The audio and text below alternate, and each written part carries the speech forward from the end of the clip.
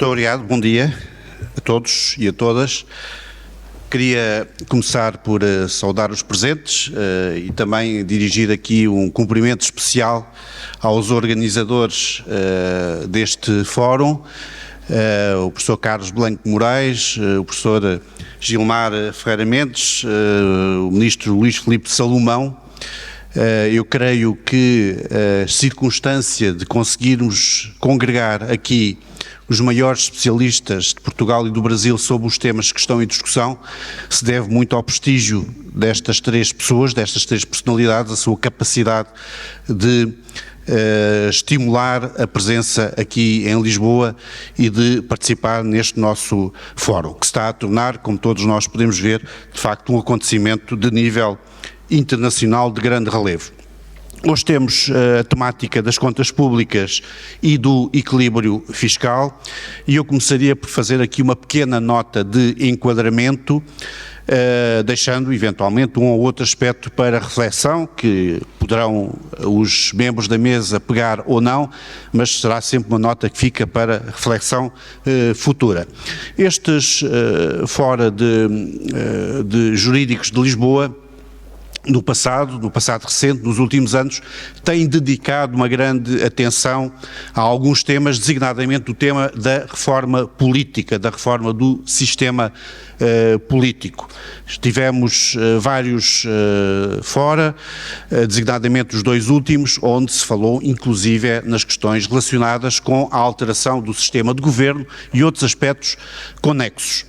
Portanto, havia a noção de uma grande prioridade a atribuir à reforma do sistema político. Nestes últimos tempos temos verificado que essa prioridade, sem deixar de existir, está a ser relativamente suplantada, é uma apreciação feita por alguém que está no exterior, está a ser relativamente suplantada pela ideia da reforma do sistema fiscal. Há outros temas da agenda importantes, naturalmente, e a reforma do sistema fiscal é um tema que está sempre na agenda, em qualquer sítio do mundo.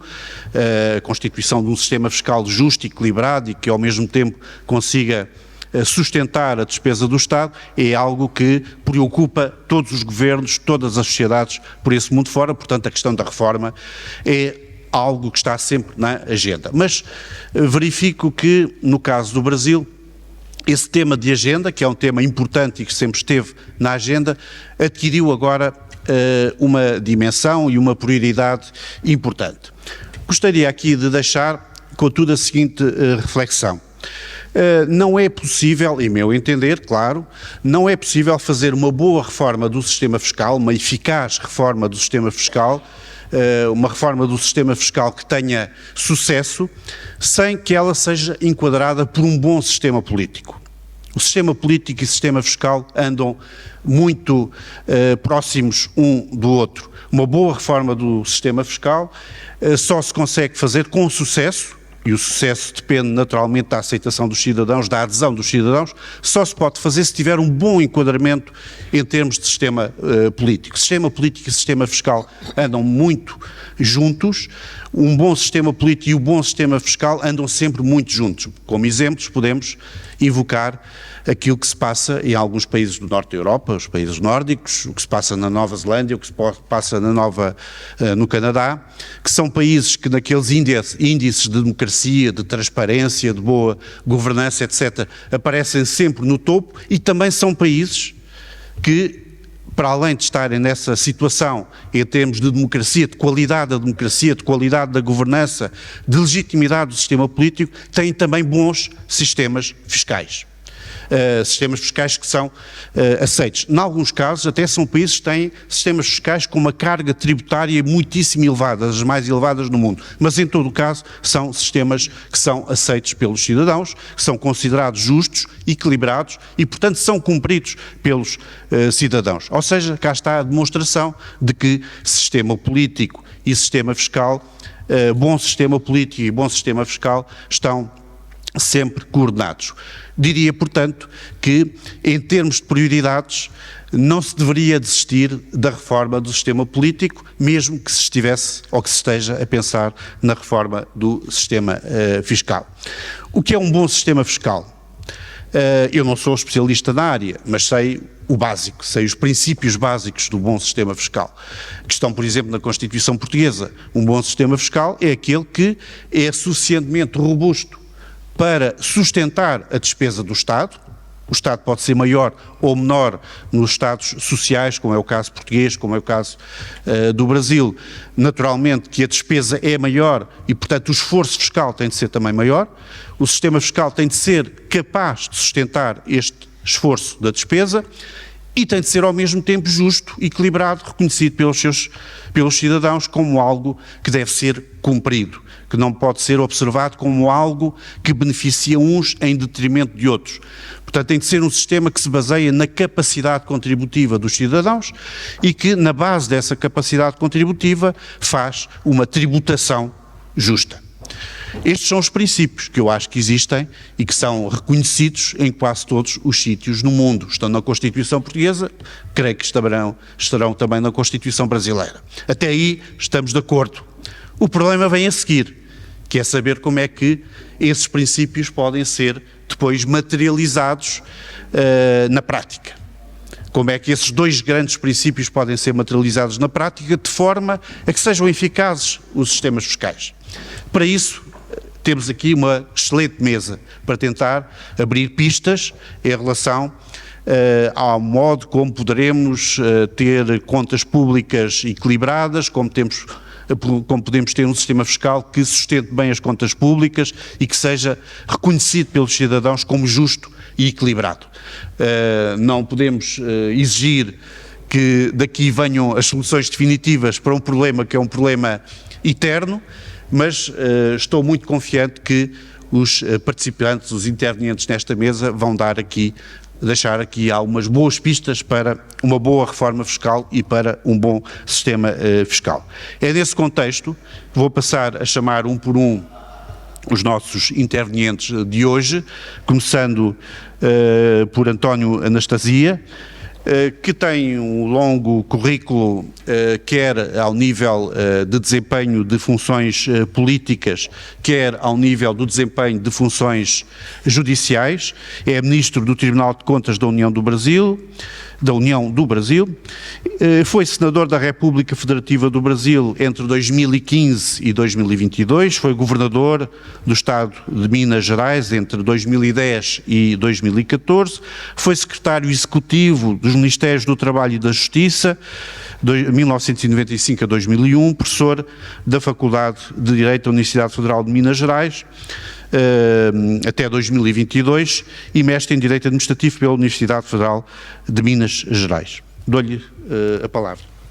Muito obrigado, eminente professor Vitalino Canas. Minhas saudações, minhas senhoras, meus senhores, bom dia. Permitam-me também, em primeiro lugar, saudar todos os nossos companheiros dessa mesa, desse painel, já cumprimentando o nosso moderador, cumprimento o caro amigo, colega no Senado, Jorge Viana, cumprimento também minha colega do Senado, Vilma Pinto, eminente desembargador Marcos Abramo, eminente empresário, doutor André Esteves, meus cumprimentos a todos e uma saudação a essa distintíssima audiência e plateia. É natural que, em primeiro lugar, igualmente, eu queira agradecer o convite que me foi formulado para estar aqui e saudar os organizadores desse evento, das pessoas do eminente ministro Gilmar Mendes, do professor Carlos Blanco, da pessoa do professor Sidney Gonzalez, que aqui se encontra, a todas as senhoras e senhores que acorrem a esse evento já tradicional no mundo jurídico luso-brasileiro. Eu vou começar, eminente professor Vitalino, aceitando ligeiramente a sua provocação.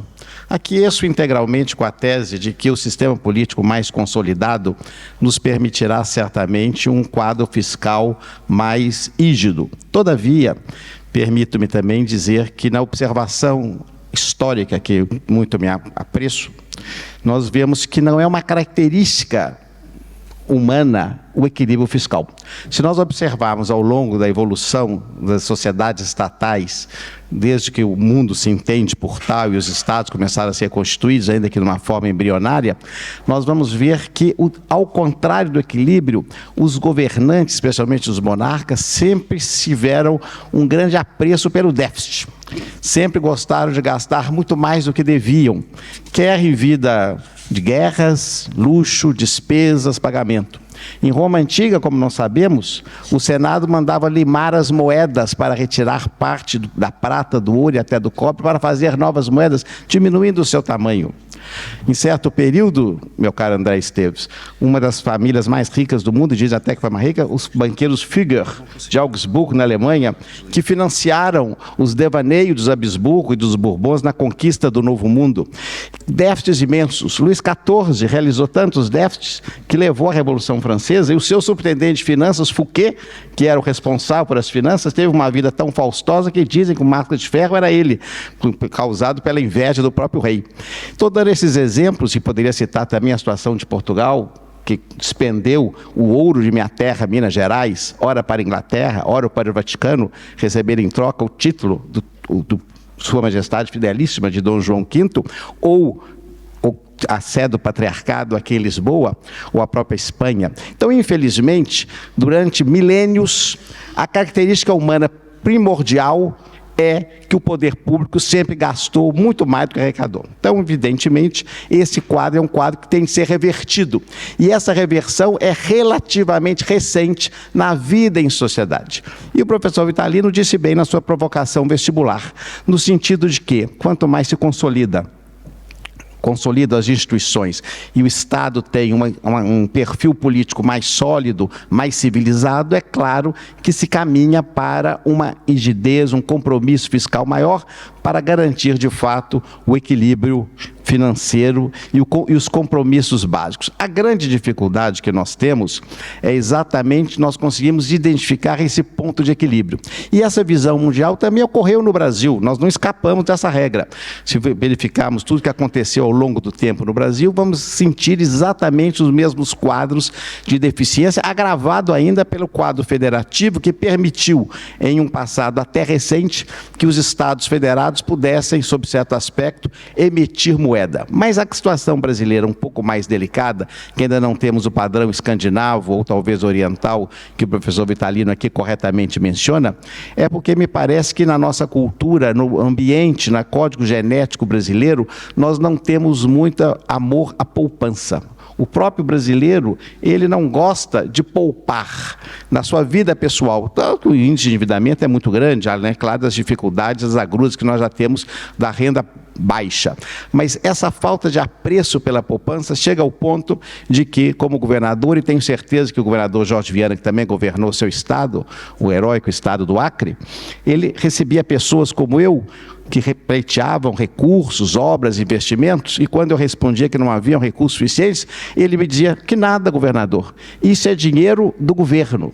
Essa frase me foi dita inúmeras vezes, e tenho certeza que o com Jorge também. Isso é dinheiro do governo, porque na cabeça do homem médio, o dinheiro do governo é um dinheiro que não é dele, que não é da coletividade, parece que brota nas árvores, como uma guitarra. Estando aqui em Portugal, não posso deixar de mencionar também, professor Vitalino, no Brasil pouco se sabe desse episódio, do famoso Arthur Vigílio Alves Reis, o homem que foi responsável pelo maior trama financeira da história da humanidade, quando emitiu moeda à vontade, licitamente. Então, querem que o governo faça isso, que tenhamos condições de emitir. Então, infelizmente, no momento que nós falamos em contas públicas e equilíbrio fiscal, os governos, que são sensatos e equilibrados, estão no contrafluxo da vontade popular, o que é difícil para um homem público, para um gestor público, que é cobrado diariamente, em todos os seus aspectos, para atender educação, saúde, obras, etc, etc, etc. Então, começa com esse paradoxo, com essa dicotomia que é muito delicada. E aí chegamos num ponto da necessidade do equilíbrio, que é dificílimo, quando nós devemos, como eu disse, e Vossa Excelência fez o seu alerta, de defender as normas básicas, especialmente do pós-guerra, de termos o equilíbrio fiscal com as contas adequadas e enquadradas, mas, por outro lado, nós não podemos deixar de prestar os serviços públicos adequados, especialmente em países em desenvolvimento, cuja execução é extremamente ampla. Esse equilíbrio é muito difícil de ser feito. E aí reside, de fato, a característica do estadista. É aquele que consegue, sem perder a sensibilidade política, dar guarida aos anseios da sua sociedade, da sua comunidade, realizando os interesses públicos e realizando aquelas obras, sem, evidentemente, levar a uma falência ou uma bancarrota do poder público. Porque é sempre bom lembrar que o gestor público, o administrador público, o político, aquele que é responsável por gerir um Estado, uma prefeitura, um governador, um presidente da República, ele não é um banqueiro, porque ele não é, o seu objetivo não é entesourar, deixar dinheiro parado nos cofres à vontade, como também não é um empresário. Ele não tem de dar lucro, não é função do Estado gerar lucro, a função do Estado é prestar serviços de qualidade. Por isso, esse equilíbrio, ele é tão delicado. E aí me permite, professor Vitalino, colocar mais uma cereja nesse bolo, ou talvez uma pimenta nessa receita, para dizer que a grande dificuldade na questão do equilíbrio fiscal, me parece, que é o tema da qualidade do gasto público. A questão não é quanto se gasta, mas como se gasta. A qualidade do gasto público é algo que nós, no Brasil, ainda sabemos a sua importância, reconhecemos a sua relevância, mas ainda não temos instrumentos adequados às mãos cheias para enfrentar esse dilema de uma política de resultados adequada para que permita, de fato, que nós tenhamos, de modo muito insofismável, uma realidade que nos permita aferir a qualidade do gasto. Se o gasto público for bem feito, aí nós, claro, não estou defendendo aqui que se gaste além da conta, mas nós vamos ter a certeza de que os serviços públicos estarão acolhidos. Então nós teremos condições de sopesar mais adequadamente, porque do contrário, se pensarmos também de modo, a meu juízo pessoal, é claro, um pouco tacanho, de que se deve tão somente cumprir a regra fiscal, custe o que custar, nós vamos, evidentemente, lesar interesses públicos, nós vamos debilitar, fragilizar, tornar tíbia a integridade dos serviços públicos e da capacidade de realizar o interesse comum. Por isso, defendo sempre que essa qualidade é que deve ser investigada para permitir que o pouco que exista venha a ser bem gasto. Então, nesse equilíbrio é que reside a grande dificuldade do gestor. E no Brasil nós tentamos, certamente aqui, a professora Vilma vai trazer, também o desembargador, o professor Marcos, temas como as tentativas que fizemos da lei de reforma, a lei de responsabilidade fiscal, que foi tão positiva em 2000, depois a emenda constitucional, que no Senado participei da sua discussão e votei a favor, a PEC do teto, agora recentemente acabou, ou seja, todas as tentativas normativas de darmos um edifício adequado para que o poder público cumpra aquilo que é o razoável, que é de fato enquadrar-se dentro de uma regra fiscal que seja equilibrada. Mas esse equilíbrio, e aí está a grande dificuldade da palavra e a majestade dessa expressão, esse equilíbrio não pode ser exclusivamente financeiro.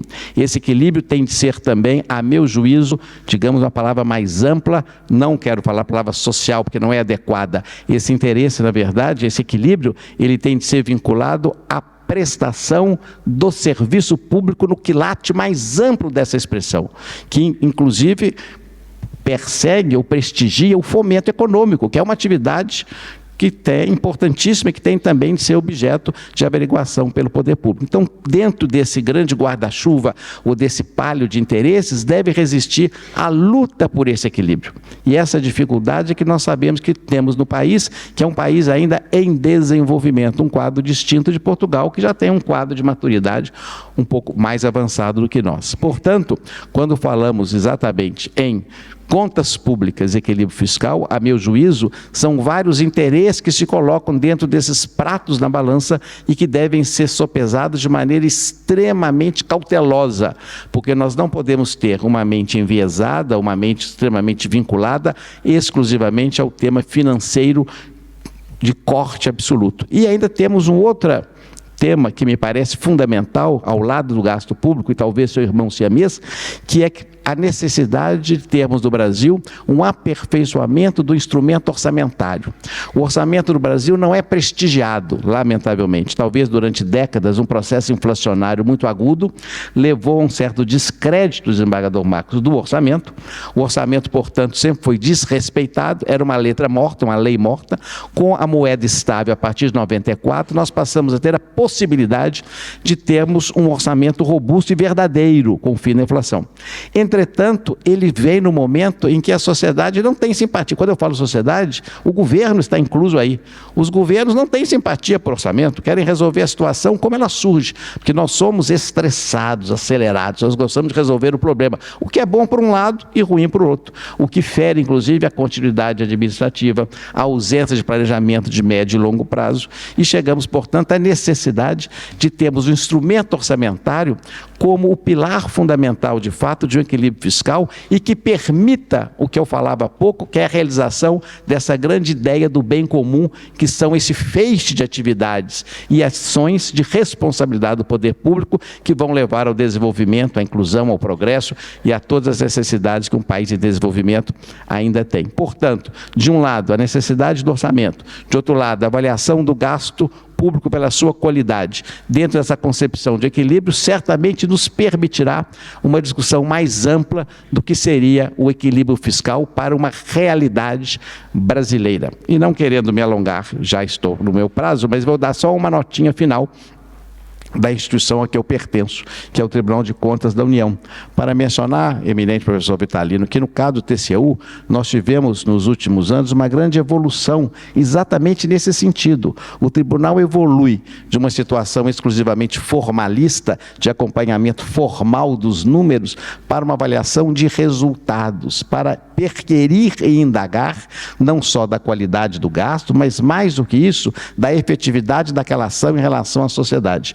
Por isso, essa abertura de visão nos levou, inclusive, a sugerir, e estão aqui vários parlamentares que eu cumprimento, sugerir nesse novo arcabouço fiscal que se debate no âmbito do Congresso Nacional, a criação de uma comissão no qual o TCU teria assento exatamente que com a sua experiência possa compartilhar dessa necessidade, desse equilíbrio, mas sob essa ótica da efetividade do resultado. Nós não podemos ficar escravos e reféns exclusivamente da visão financeira de um equilíbrio frio e de cortes que eu chamo de cortes burros, que são aqueles que não levam o prestígio do planejamento e que um orçamento plurianual não possa deslumbrar, é claro, a continuidade daquelas obras e daquela execução daquele serviço. Então, desse modo, é a notícia breve e célere que tenho de fazer de maneira lépida, em razão que o tempo me é exíguo, mas cumprimentando a todos e desejando, de fato, que esse evento contribua para que debates desse jaez possam inspirar lideranças eminentes do nosso Brasil para essas reformas tão necessárias, e concluo com uma saudação especial ao ministro, ao eminente ministro, chefe da AGU, que está aqui, Dr. Jorge Messias, aqui em cumprimento, e que certamente é um dos responsáveis fundamentais por esse quadro normativo novo que estamos discutindo. Muito obrigado, senhoras e senhores.